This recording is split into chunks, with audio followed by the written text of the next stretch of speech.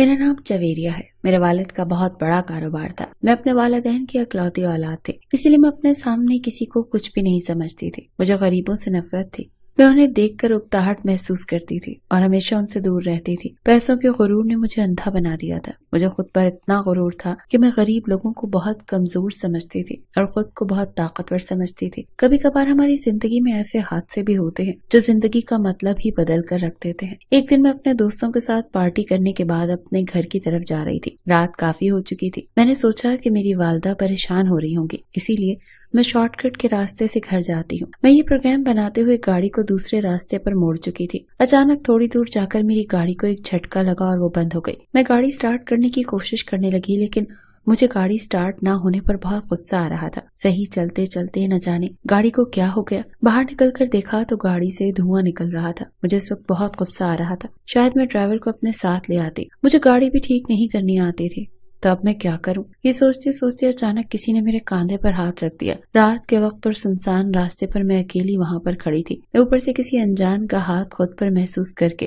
مجھے بہت ڈر لگا۔ میں ہمت کر کے پیچھے کی طرف پلٹنے لگی۔ میرے سامنے ایک عجیب سی شکل والا آدمی کھڑا ہوا تھا۔ اسے دیکھتے ہی میری چیخ نکل گئی۔ میں اس آدمی کے پاس سے ہٹنے لگی اور خود کو اس سے دور کرنے لگی۔ اس آدمی نے بہت پھٹے پرانے کپڑے پہنے ہوئے تھے اور وہ مجھے بہت گھور گھور کر دیکھ رہا تھا۔ اس وقت پہلے سے ہی میں بہت پریشان تھی۔ میں نے اس آدمی سے پوچھا کہ تمہیں کیا پریشانی ہے؟ یہاں کیوں کھڑے ہو اور مجھے کیوں گھور رہے ہو؟ میرے سوال پر اس نے روتے ہوئے کہا، میڈم میرے بچے 2 دن سے بھوکے ہیں، انہوں نے کچھ نہیں کھایا، کچھ پیسے دے دو اور میری مدد کر دو۔ میں نے اسے کہا کہ ابھی میرے پاس کچھ نہیں ہے، جا یہاں سے اور اپنا کام کرو، مگر وہ ٹلنے کا نام ہی نہیں لے رہا تھا۔ میڈم میں آپ کے آگے ہاتھ جوڑتا ہوں، میرے بچے 2 دن سے بھوکے ہیں، میرے بچوں کو کھانے کی ضرورت ہے ورنہ وہ بھوکے مر جائیں گے، مجھے تھوڑے سے پیسے دے دو، میں اپنے بچوں کے لیے کھانا لے کر جانا چاہتا ہوں۔ مجھے اور غصہ آنے لگا۔ تم کتنے ہٹے کٹے، خود کام کر کے بھی تو پیسے کما سکتے ہو، ایسے بھیک مانگ کر کب تک اپنا گزارا کرتے رہو گے؟ میری بات سن کر وہ بھیکاری کہنے لگا، اے میڈم جی، اگر آپ کو میری مدد نہیں کرنی تو مت کرو، آج تم میری پریشانی نہیں سمجھ رہے، ایک دن ایسا آئے گا کہ تم بھی کسی مصیبت میں پھنس جاؤ گی، تب تمہیں احساس ہوگا۔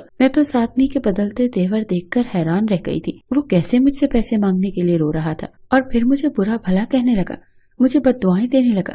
مجھے کوستے ہوئے وہ سیدھا چلتا ہوا نہ جانے کہاں غائب ہو گیا۔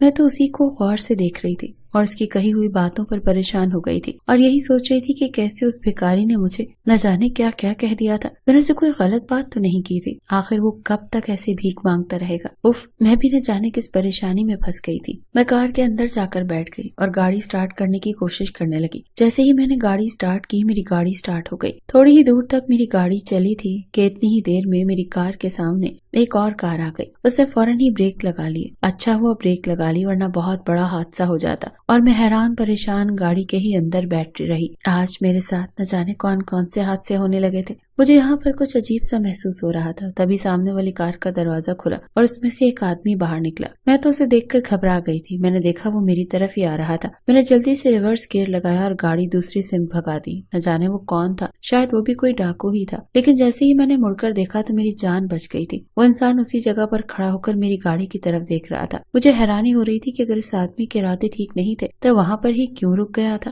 آخر اس نے میرا پیچھا کیوں نہیں کیا؟ لیکن میں نے اس بات کو نظر انداز کیا اور اپنی جان بچا کر وہاں سے بھاگ آئی۔ میں نے ٹھان لیا تھا کہ آئندہ میں کبھی اس راستے پر نہیں آؤں گی۔ میں ہانپتی کانپتی گھر میں داخل ہوئی۔ میں پسینے سے شرابور تھی اور بہت تھکی ہوئی محسوس کر رہی تھی۔ میری ماں اور میرا چھوٹا بھائی مجھے دیکھ کر حیران ہو گئے اور میرے ساتھ ہوئے واقعے کی وجہ سے پریشان ہونے لگے۔ میں نے یہ نہیں بتایا کہ میرے ساتھ کیا ہوا ہے، بس یہی کہا کہ میرا ایکسیڈنٹ ہوتے ہوتے بچ گیا۔ ماں بہت زیادہ پریشان ہو گئی تھی اور مجھے ڈانٹنے لگی کہ آگے سے کبھی خود گاڑی نہیں چلاؤ گی، یا تو ڈرائیور کو ساتھ لے جاؤ گی یا گھر سے کسی کو لے جاؤ گی، ورنہ تمہیں اکیلے جانے کی ضرورت نہیں ہے۔ میں ماں کو پریشان دیکھ کر بولی کہ ٹھیک ہے، اب میں کبھی اکیلے نہیں جاؤں گی۔ پھر میں اپنے کمرے میں آرام کرنے کے لیے چلی گئی۔ تازہ ہونے کے بعد میں اپنے بیڈ پر لیٹ گئی۔ لیٹتے ہی مجھے ساری باتیں یاد آنے لگی اور میرے سامنے اس بھکاری کا چہرہ گھومنے لگا۔ میں نہ چاہتے ہوئے بھی یہ سوچنے پر مجبور ہو گئی کہ آخر یہ سب کچھ کیا تھا۔ مجھے لگا شاید میں اس بارے میں کچھ زیادہ ہی سوچ رہی ہوں۔ اگلے دن جب میں اٹھی تو ہمارے گھر میں ایک نیا لڑکا آیا ہوا تھا۔ میں نے ماں سے پوچھا کہ یہ نیا لڑکا کون ہے؟ کیا آپ نے کوئی نیا نوکر رکھ لیا ہے؟ ماں نے کہا یہ لڑکا گھر کے کاموں کے لیے نہیں ہے، بلکہ ایمرجنسی میں اگر کوئی بھی کام ہوتا ہے تو تم اس سے ہی کروانا۔ یہ لڑکا ہم نے تمہارے کام کے لیے رکھا ہے۔ جب میں ناشتہ کرنے کے لیے گئی تو مجھے پتا چلا کہ میرے والد شہر سے باہر کسی کام کے لیے گئے ہیں۔ ناشتہ کرتے وقت ماں نے مجھے ایک بات بتائی۔ میرا چھوٹا بھائی اسکول گیا ہوا تھا۔ ماں اور میں ناشتہ کرتے ہوئے باتیں کر رہے تھے۔ ماں نے کہا یہ لڑکا ہمیشہ تمہارے ساتھ رہے گا اور تمہارے گھر سے باہر جانے میں مدد کرے گا۔ میں نے اس کو اپنا باڈی گارڈ بنا لیا ہے۔ یہ سن کر میں نے ماں کی طرف حیرانی سے دیکھا اور کہا ماں مگر مجھے اس کی کوئی ضرورت نہیں ہے۔ ماں نے مجھ سے کہا کہ آج کل کے حالات ٹھیک نہیں ہیں اور تم یونیورسٹی کے لیے رات تک گھر آتی ہو۔ مجھے تمہاری ہمیشہ فکر لگی رہتی ہے اور سچ پوچھو تو اس کو میں نے خاص تمہارے لیے ہی یہاں پر رکھا ہے۔ میری ماں میرے لیے بہت پریشان رہتی تھی۔ میں نے ماں سے کہا کہ آپ پریشان مت ہو، آپ کی بیٹی اپنی حفاظت خود کر سکتی ہے۔ مگر ماں تو میری بات ماننے کے لیے تیار ہی نہیں تھی اور کہنے لگی کہ میں تمہاری بات نہیں سنوں گی، اب سے یہ تمہارے ساتھ جائے گا اور تمہیں ساتھ ہی گھر لائے گا۔ ماں کی بات سن کر میں خاموش ہو گئی۔ تیار ہو کر میں یونیورسٹی کے جانے کے لیے نکلی تھی کہ اچانک ماں کی آواز آئی۔ انہوں نے اس لڑکے کو حکم دیا کہ بیٹا جاؤ، میڈم کے ساتھ چلے جاؤ۔ وہ لڑکا ماں کا حکم سنتے ہی زبردستی میری گاڑی میں سوار ہو گیا۔ سارے راستے مجھے الجھن ہوتی رہی۔ میں نے 3 سال سے اپنی یونیورسٹی میں پڑھائی کی تھی۔ میرے والد نے مجھے یونیورسٹی جانے کے لیے گاڑی دے رکھی تھی اور میں ہر جگہ اکیلے جانے کی عادی تھی۔ آج اس لڑکے کی وجہ سے مجھے ایک عجیب سی الجھن ہو رہی تھی، لیکن یہ لڑکا بھی بہت ہی بدتمیز تھا۔ کوئی اور ہوتا تو ماں کی باتیں سننے کے بعد کبھی بھی میرے ساتھ نہ آتا۔ آج تو راستہ بھی کافی لمبا لگ رہا تھا۔ جیسے تیسے میں یونیورسٹی تک پہنچ گئی۔ گاڑی کی چابی میں نے اس کو دیکھ کر جلدی سے یونیورسٹی کے اندر چلی گئی۔ میری فرینڈ اگر اس دیہاتی کو میرے ساتھ دیکھ لیتی تو میرا بہت مذاق بناتی۔ میری یونیورسٹی میں سب ہائی کلاس کے لوگ پڑھتے تھے۔ تھوڑی دور چلنے کے بعد جب میں نے پلٹ کر دیکھا تو وہ لڑکا جا چکا تھا۔ میں یونیورسٹی میں جا کر اپنی پڑھائی کرنے میں مصروف ہو گئی۔ میں کام میں اتنی مصروف ہو گئی تھی کہ مجھے پتہ ہی نہیں چلا کہ باہر کا موسم خراب ہو گیا۔ جب میں ماں کی کال آئی تب مجھے اس بارے میں پتہ چلا۔ ماں نے کہا وقت زیادہ ہو گیا ہے اور وہ لڑکا ماجو یونیورسٹی کے باہر کھڑا ہوا میرے انتظار کر رہا ہے۔ ماں سے تو میں نے کچھ نہیں کہا اور اپنا بیگ اٹھا کر باہر چلی گئی۔ ماں نے مجھے بتایا تھا کہ وہیں پر میرا انتظار کر رہا ہے۔ میں نے دیکھا وہ کار کے پاس سر جھکائے کھڑا تھا۔ مجھے آتے ہوئے دیکھ کر جلدی سے اس نے کار کا دروازہ کھولا۔ میں نے اس سے کہا یہ گاڑی میری ہے اور ماں نے تمہیں میرے سر پر زبردستی ڈال دیا ہے، تم میرے ڈرائیور بننے کی کوشش مت کرو۔ میری باتیں وہ چپ چاپ سنتا رہا۔ اس سے مجھے کچھ بھی نہیں کہا اور میں خود ہی چلتے ہوئے گاڑی میں بیٹھ گئی اور گاڑی چلانے لگی۔ میں جانتی تھی یہ غریب خاندان سے تعلق رکھتا ہے اور غریب لوگوں کو تو صرف پیسے ہی سے مطلب ہوتا ہے۔ انہیں عزت یا بے عزتی ان باتوں سے کوئی فرق نہیں پڑتا۔ ان لوگوں کے لیے عزت زیادہ معنی نہیں رکھتی، تبھی تو کام کرنے کے ساتھ ساتھ اپنے مالک کی 1000 باتیں بھی سن لیتے ہیں اور کچھ کہتے تک نہیں۔ مگر میں تو ایسی نہیں تھی۔ ماجو کے ہوتے ہوئے میں خود کو قید میں محسوس کر رہی تھی۔ میں نے سوچ لیا تھا کہ گھر جاتے ہی میں والد سے کہوں گی کہ ماجو کو میرے سر سے ہٹا دے۔ آخر کچھ ایسا بھی نہیں ہو رہا جس کی وجہ سے مجھے کوئی باڈی گارڈ کی ضرورت پڑے۔ گھر جاتے ہی میں ناراض ہو کر اپنے کمرے میں چلی گئی۔ نوکرانی جب مجھے بلانے آئی تو میں اسے کہنے پر اپنی ماں کے کمرے میں چلی گئی۔ ماں اور میرا چھوٹا بھائی آپس میں باتیں کر رہے تھے۔ مجھے آتا دیکھ کر وہ دونوں خاموش ہو گئے۔ میں نے پوچھا کہ کیا بات ہے، آپ دونوں مجھے دیکھ کر ایسے چپ کیوں ہو گئے؟ میری بات سن کر میرے چھوٹے بھائی نے جواب دیا، اچھا چھوڑو، یہ بتاؤ کہ تمہارا باڈی گارڈ کیسا ہے؟ اس کے بارے میں سنتے ہیں میرے چہرے کے تاثرات فوراً سے بدل گئے۔ میرے چہرے کے تاثرات دیکھتے ہی میرے چھوٹے بھائی مذاق بناتے ہوئے انداز میں میرے اوپر ہنس رہا تھا۔ مگر میں نے کہا مجھے غریب لوگوں سے بہت ہی زیادہ نفرت ہے۔ یہ غریب لوگ ہم جیسے امیر لوگوں کا فائدہ اٹھاتے ہیں۔ نہ جانے میری ممی کو یہ بات سمجھ کیوں نہیں آ رہی تھی۔ میری ممی میں بہت پرانے خیالات والی عورت تھی۔ میں سوچتی تھی کہ وہ تو کبھی بھی چالاک لوگوں کی چالاکی کو نہیں سمجھتی۔ جیسے ہی میرے والد گھر آئیں گے ان کے آتے ہی میں اس لڑکے کا کوئی بندوبست کرواتی ہوں۔ پتہ نہیں کیوں مجھے ماجو گھر میں بھی بہت زیادہ برا لگ رہا تھا۔ میرا دل تو کر رہا تھا کہ میں اس کو ابھی اور اسی وقت اپنے گھر سے نکال دوں۔ حالانکہ میرے گھر میں اس سے پہلے بھی کئی نوکر کام کیا کرتے تھے، لیکن نہ جانے کیوں مجھے اس نوکر سے اور بھی زیادہ چڑ ہو رہی تھی۔ اور نوکروں کو دیکھ کر تو مجھے کبھی ایسا محسوس نہیں ہوا، لیکن نہ جانے کیوں مجھے ماجو پر بہت زیادہ غصہ آ رہا تھا۔ یہی سب سوچ سوچ کر میرا دماغ خراب ہوئے جا رہا تھا۔ میرے امتحانات قریب آ رہے تھے۔ میں اپنے امتحانات کی تیاری کرنے کے بجائے اس گھر کے نوکر پر توجہ دے رہی تھی۔ گھر میں رہ کر پڑھائی کرنا میرے لیے بہت زیادہ مشکل ہوتا جا رہا تھا۔ میں نے سوچا کہ میں اپنی ایک دوست کے گھر جا کر پڑھائی کر لیتی ہوں۔ میں نے اپنے کمرے سے کتابیں اٹھائی اور سیڑھیاں اتر کر میں یہ سوچ رہی تھی کہ میں ممی کو بتا دوں کہ میں اپنی فرینڈ کے گھر پڑھائی کرنے جا رہی ہوں۔ میں جیسے ہی ممی کے کمرے کی طرف گئی تو ممی کے بولنے کی آواز مجھے آ رہی تھی اور ممی کی بات سننے کے لیے میں جہاں کھڑی تھی وہاں رک گئی۔ ممی ماجو سے کہہ رہی تھی کہ ماجو تم ہمیشہ میری بیٹی کے ساتھ رہا کرو، وہ جہاں بھی جائے تم اس کا پیچھا کیا کرو، وہ کس سے ملتی ہے، کس کے پاس جاتی ہے، ہر بات مجھے بتا دینا، تمہیں اسی کام کے پیسے دیے جاتے ہیں، اور ہاں اگر تم نے اپنا کام ایمانداری سے کیا تو میں تمہیں مالا مال کر دوں گی، لیکن میری بیٹی کو تم سے بہت پریشانی ہو رہی ہے، تم کوئی بھی ایسی ویسی حرکت مت کرنا ورنہ انجام تمہاری سوچ سے بھی زیادہ برا ہو سکتا ہے، اب تم جا سکتے ہو۔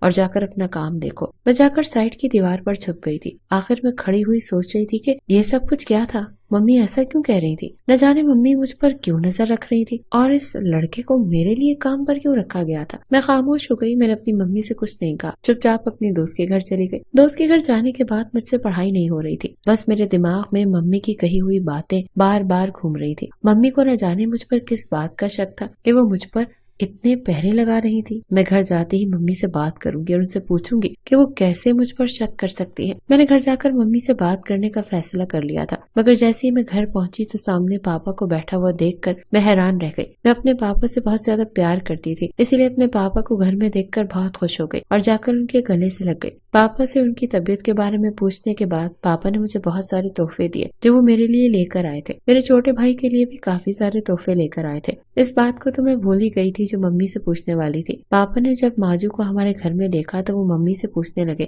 کہ آخر یہ نیا لڑکا کون ہے۔ ممی نے اس لڑکے کو آواز دے کر پاس بلایا اور کہنے لگی آج کل آس پڑوس میں بہت وارداتیں ہو رہی ہیں، اسی لیے ہی اس کو میں نے حفاظت کے لیے رکھا ہے۔ یہ بیچارہ غریب ہے، اچھا ہوا آپ نے اس کو دیکھ لیا، میں تو اس کو آپ سے ملوانا ہی بھول گئی تھی۔ پاپا نے کہا اچھا کیا، گھر کے بہت زیادہ کام ہوتے ہیں، گھر میں تو جتنے نوکر ہو کم ہے۔ میں نے پاپا کو بتایا کہ یہ میرے ساتھ یونیورسٹی بھی جاتا ہے، ممی نے اس کو میرا پرسنل باڈی گارڈ بنا دیا ہے۔ ممی کو شاید یہ نہیں پتا تھا کہ میں پاپا کو اس کے بارے میں بتا سکتی ہوں، تو ممی گھبرانے لگی اور پاپا سے کہنے لگی نہیں، میں نے اس کو اس لیے جویریہ کے ساتھ بھیجا تھا کہ آج کل کا ماحول بہت زیادہ خراب چل رہا ہے، ہماری بیٹی اکیلی جاتی ہے اور اکیلی ہی آتی ہے، اس کے ساتھ کوئی اونچ نیچ نہ ہو جائے، بس اسی لیے۔ پاپا کہنے لگے اچھا ٹھیک ہے، کوئی بات نہیں، رکھ لیا تو رکھ لیا، مگر مجھے اپنی بیٹی پر پورا بھروسہ ہے، وہ کوئی ایسا ویسا کام نہیں کرے گی جس کی وجہ سے ہمارا سر نیچا ہو، مجھے اپنی بیٹی پر بہت زیادہ بھروسہ ہے۔ میں نے ہنستے ہوئے اپنے پاپا کی طرف دیکھا جو کہ مجھ پر بہت زیادہ بھروسہ کر رہے تھے۔ ویسے بھی مجھے اس ٹائم اپنے پاپا کی محبت اور بھروسے کی ضرورت تھی اور وہ مجھے مل گیا تھا،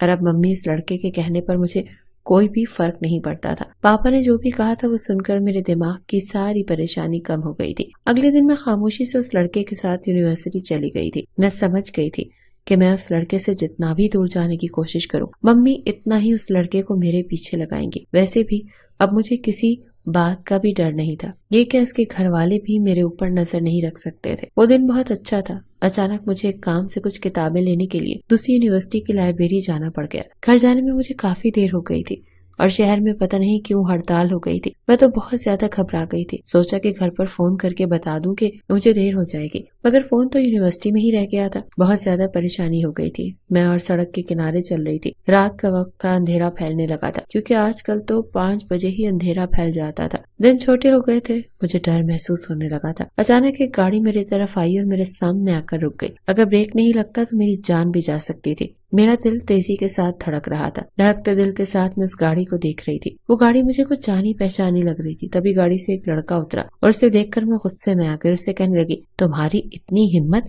کہ تم میری ہی گاڑی مجھ پر چڑھانے والے تھے۔ وہ لڑکا کوئی اور نہیں بلکہ ماجو تھا۔ میں نے اسے کہا تم آخر خود کو سمجھتے کیا ہو؟ تو وہ کہنے لگا جی مجھے صاحب جی نے آپ کو لینے کے لیے ہی بھیجا ہے۔ یہ سن کر میں چپ کر گئی اور گاڑی میں بیٹھ گئی، مگر اسی وقت ایک میلا کچیلا آدمی آیا اور اسے میرے سر پر پستول مار کر مجھ پہ بے ہوش کر دیا۔ جب مجھے ہوش آیا تو میں ایک کمرے میں بند ہوئی تھی۔ میرے پاس ایک عورت بیٹھی ہوئی تھی جو شکل سے ہی بھیک مانگنے والی لگ رہی تھی۔ اسے مجھے ہوش میں آتے دیکھ کر کہا میں تیرے ہوش میں آنے کا ہی انتظار کر رہی تھی۔ میرے منہ سے کوئی لفظ نہیں نکل رہے تھے۔ میں سب کچھ سن رہی تھی اور دیکھ بھی رہی تھی کہ آخر میں کہاں آ کر پھنس گئی ہوں، آخر میں یہاں پر کیسے آئی اور میرا یہاں پر کیا کام ہے۔ اتنے سارے سوال میرے دماغ میں گھوم رہے تھے۔ میں سوچ سوچ کر پاگل ہوتی جا رہی تھی۔ میری آنکھوں میں آنسو نکل رہے تھے۔ جو عورت میرے سامنے بیٹھی ہوئی تھی وہ مجھ سے کہنے لگی کہ تم مجھے دیکھ کر حیران کیوں ہو رہی ہو؟ ضرور تمہارے دماغ میں یہی خیال آ رہا ہوگا کہ تمہیں یہاں پر کون لے کر آیا۔ میں روتے ہوئے اس کی طرف دیکھا اور سر ہلا دیا۔ وہ مجھے دیکھ کر کہنے لگی تجھے تیرے گھر کا نوکر یہاں لایا ہے اور اب ہم تمہارے باپ سے بہت سارا پیسہ مانگیں گے اور جب ہمیں پیسہ مل جائے گا ہم تمہیں چھوڑ دیں گے۔ اس کی باتیں سن کر تو میرے ہوش ہی اڑ گئے تھے، میرے پسینے چھوٹ گئے۔ مجھے یاد آیا تھا کہ آخری بار میں ماجو کے ساتھ گاڑی میں سفر کر رہی تھی۔ اس کا مطلب تھا کہ وہ ان لوگوں کے ساتھ ملا ہوا تھا۔ مجھے اپنی ماں پر شدید غصہ آنے لگا جو بنا تحقیق کے اس ماجو کو گاؤں سے لے کر آ گئی تھی۔ ان لوگوں نے مجھے کرسی سے باندھ رکھا تھا اور مسلسل میرے پاپا کو فون لگا رہے تھے اور بار بار رقم کا تقاضا کر رہے تھے۔ میں نے اس عورت سے پانی کا گلاس مانگا، پانی لے کر آئی تو اس نے میرا ایک ہاتھ کھول دیا۔ میں نے کہا فکر نہ کرو، بھاگوں گی نہیں، میں پانی پینے لگی تو وہ عورت پھر سے کمرے سے باہر چلی گئی۔ میرا پلان کام کر چکا تھا، میرے ہاتھ پر ایپل کی گھڑی بندھی ہوئی تھی۔ میں نے جلدی سے اپنے پاپا کو لوکیشن سینڈ کر دی اور سکون سے بیٹھی رہی۔ تھوڑی دیر بعد باہر پولیس کی گاڑیوں کے سائرن بجنے لگے۔ ان لوگوں کے چہروں پر اب ہوائیاں اڑ گئی تھی۔ وہ حیران پریشان تھے کہ میرا موبائل تو ان لوگوں کے پاس تھا، انہوں نے لے لیا تھا، پھر پولیس اتنی جلدی کیسے پہنچ گئی؟ کیونکہ وہ لوگ بار بار لوکیشن تبدیل کر کے پولیس کو کال کر رہے تھے۔ اچانک سے پولیس والے تیزی سے بھاگتے ہوئے اندر داخل ہوئے۔ پیچھے پیچھے میرے پاپا بھی چلے آ رہے تھے۔ انہوں نے جلدی سے مجھے گلے لگایا اور معذور اس کا گینگ گرفتار ہو چکا تھا۔ پھر میرے پاپا بتانے لگے کہ مجھے تو پہلے دن سے ہی یہ لڑکا ٹھیک نہیں لگ رہا تھا۔ بعد میں پتہ چلا کہ یہ پروفیشنل گینگ تھا جس میں عورتیں بھی شامل تھیں۔ ان لوگوں نے گاؤں میں پناہ لے رکھی تھی۔ جب واردات کرتے تو پھر کچھ مہینوں کے لیے گاؤں جا کر چھپ جاتے تھے اور کوئی ان پر شک بھی نہیں کرتا تھا۔ پولیس والے میری حاضر دماغی پر مجھے شاباش دینے لگے، مگر میں بالکل خاموش تھی۔ شاید اس فقیر سے زیادتی اللہ کو پسند نہیں آئی تھی، مگر شکر خدا کا کہ میں بال بچ گئی تھی۔